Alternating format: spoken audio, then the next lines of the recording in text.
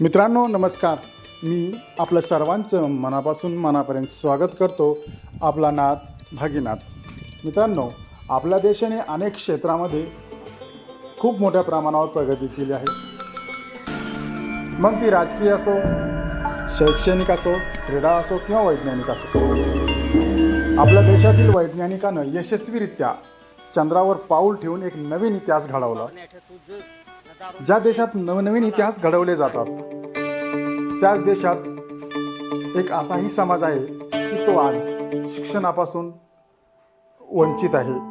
अशाच एका समाजाची व्यथा मांडणारा लघुपट मी आपल्यासाठी घेऊन येत आहे.